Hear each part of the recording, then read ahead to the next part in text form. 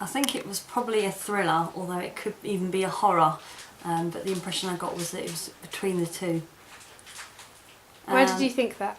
Because obviously there was an element of suspense, and that there potentially is a murderer around, or some sort of figure that's killing people, and the fact that not very much was revealed, and there was the music alongside it as well that suggested that it would be quite a on the edge of your seat film. I think it's an opening scene, sort of an introduction to the actual film.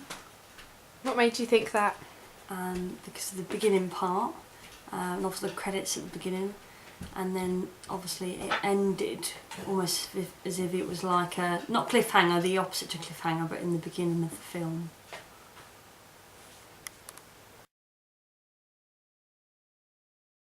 I think he had a common theme with a kind of teenager that maybe doesn't believe her friend, whom she believes is an overreactor, so there's kind of a bit of tension created there. I'm not sure who the murderer was. Was it a ghost? Was it? It looked female, which tends to be not as common in films. So yeah, it was quite interesting. I think it was a good setting, maybe a typical setting, although it was in the daylight, but being in the forest, being isolated, was quite a good setting to use, I think, and obviously with the wind blowing in the trees, that was quite good. And I love the fact that it went from the picture in the person's house to then the setting in the forest. That was a very good use of camera. So there's obviously a missing person, so the themes would be obviously murder, death, mystery, the unknown, mixed with obviously some students that are just doing normal schoolwork, so that vulnerability as well is a theme.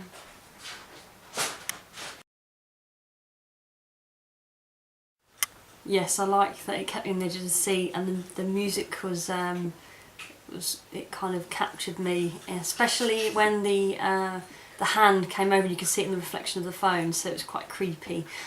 So it did kind of there was a lot of suspense there, and I do enjoy that sort of thing.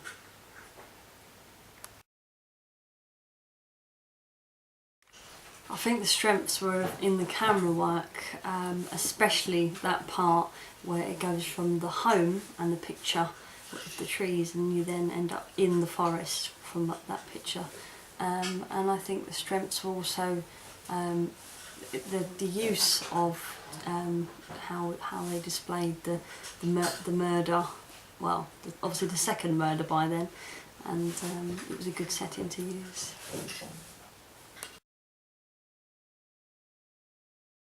If I was to be fussy, the weaknesses would be focusing on. I'm not sure I 100% understood what the young people were doing in the forest. I knew that it was something to do with maybe taking pictures and drawing, but then I'm not sure 100%, so that was the only thing I pick up on.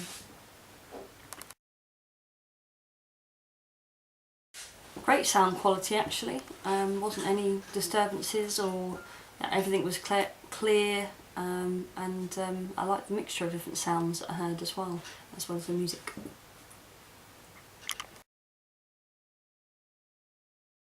I think it could have reached out to all different audiences, male and female, anybody that likes the thrill, a bit of suspense. I believe, from what I watched, it could even have been at 12, because there was only there wasn't gore, there wasn't anything too over the top, so it could even be with 12, it may be 15 if I'd seen a little bit more, but I think generally for those that do like it to be jump, to jump every now and then and to be kept in suspense.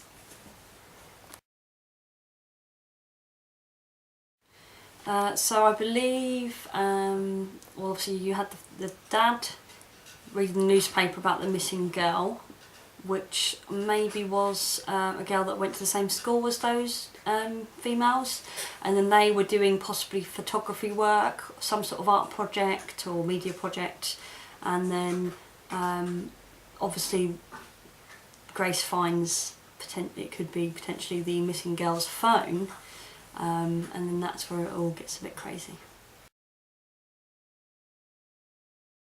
Yeah, I did. It had suspense in it. It made me keep wanting to watch more, and I think I'd want to find out what would happen after to the other two girls. And yeah, it was quite quick as well. It didn't take long to really have the exciting bits. So yeah, enjoyable.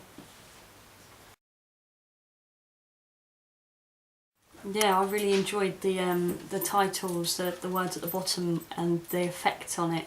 Kind of give it an eerie feel. So at the beginning, and then obviously with having the newspaper article of someone missing, it then made you think, oh, what's going to happen? And Through the Lens, I think was quite a good choice for a film, and would want to carry on watching it.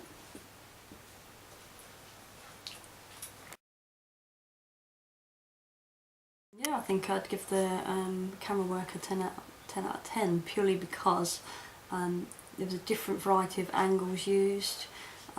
It was very focused, there was no jittering around, but it came across very professional, and I wouldn't have thought I was watching a film that was literally just done by some sixth form students, so quite impressive.